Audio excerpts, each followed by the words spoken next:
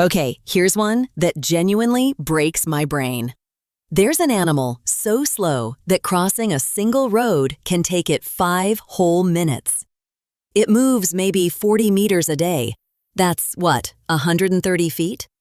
And it lives in a jungle packed with jaguars, eagles, and snakes. By every rule I know, that thing should be lunch. So how on earth has the sloth survived for millions of years? Right? On paper, it's the worst survival resume in the entire rainforest. Slow, weak, basically defenseless. But here's the twist that gets me. The sloth didn't survive in spite of being lazy. It survived because of it. Being a total slacker turned out to be one of the most successful strategies nature ever ran. Wait, how does being lazy keep you alive? That feels backwards. So, think about every other animal in that jungle. They're all locked in this brutal arms race. Faster, stronger, sharper claws. The three-toed sloth just opted out. It eats almost nothing but leaves. And leaves are basically the dirt of the plant world. Barely any calories, hardly any nutrition, and stuffed with cellulose your body can't even digest. That sounds miserable. Why would you choose that? Because nobody else wants it. When your entire diet is the food everyone else refuses to touch, your competition just drops to zero. No one's fighting you for leaves. It's like opening a restaurant that only serves cardboard. Terrible idea, except you'll never have a rival. But you can't actually live on cardboard. How does it get any energy out of that? This is the wild part. To squeeze every last drop of fuel out of those leaves, the sloth evolved one of the most complicated stomachs of any mammal. It's got multiple chambers, and it takes up about a third of the animal's whole body. Inside, it's packed with special bacteria that ferment the leaves, kind of like brewing beer. Brewing? How long does that take? Honestly, it can take weeks. A single meal might sit there fermenting for up to a month before it's fully broken down. So the sloth is basically always full and always digesting, very, very slowly. So, if it barely eats, it must barely do anything, right? Exactly. The sloth runs its whole body on the lowest setting possible. It's got one of the slowest metabolisms of any mammal alive. It even lets its body temperature drift with the weather. Anywhere from about 30 to 34 degrees Celsius, that's the mid-80s to low 90s Fahrenheit. Most warm-blooded animals would never allow that. I always heard sloths sleep like 20 hours a day, though. Yeah, and that's actually a myth worth busting. That number came from sloths in zoos. When researchers finally strapped tiny monitors on wild ones, it turned out they sleep only around 10 hours a day. So they're not unconscious all the time, they're just running on empty, on purpose, every waking minute. Okay, but slow and sleepy still sounds like an easy snack. What stops a jaguar from just grabbing it? Camouflage. And this is my favorite detail. A sloth's shaggy fur isn't just hair, it's a whole tiny ecosystem. Green algae actually grows in it, and little moths live in there too. That algae tints the sloth green, so it blends perfectly into the leaves. Wait, there are bugs and plants living on it?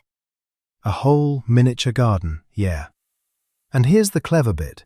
Predators like jaguars and harpy eagles hunt by spotting movement. Anything quick catches their eye. But a sloth barely moves at all. Add the green camouflage on top, and it basically becomes invisible. Stillness is its superpower. So it just stays safe up in the trees, forever? Almost. It spends nearly its entire life dozens of meters up in the canopy, way above the jaguars and snakes. But there's one thing it has to come down for. Believe it or not, it only poops about once a week, and to do it, it climbs all the way down to the ground. That seems like a terrible idea. It really is. That weekly bathroom trip is the most dangerous thing a sloth ever does. By some estimates, more than half of all adult sloth deaths happen right then, down on the forest floor. One trip a week, and that's when the jungle finally gets its shot. Hold on. Were sloths always these little tree huggers? Oh, not even close. This is where it gets amazing. Their ancestors were giants. Picture a ground sloth the size of an elephant. Some weighed several tons, lumbering across the Americas during the Ice Age. These things were massive, powerful, nothing like the little guy dangling in a tree today. So what happened to the giants? That's the part nobody expects. Okay, I have to know. How does something the size of an elephant die out? So, at a fossil site called Tanque Loma in Ecuador, scientists found dozens of these giant sloths that all died together in one spot. And the conclusion researchers landed on is almost too grim to be funny.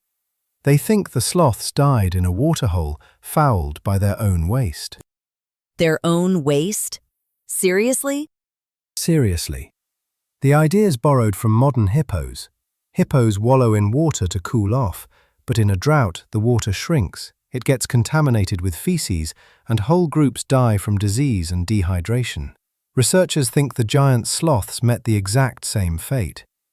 Pile on the climate flipping at the end of the Ice Age, their food plants dying off, and the giants were gone for good. So the giant powerful ones vanished, and the slow little slacker is the one still hanging around. That's kind of poetic. It really is. The mighty version lost, and the lazy version won. Because the little tree sloth bet everything on the opposite of strength. Eat the food nobody wants, move as little as possible, disappear into the leaves. In a world that keeps changing, that turned out to be unbeatable. Survival was never just about who's strongest. Sometimes, the winning move is to drop out of the race entirely.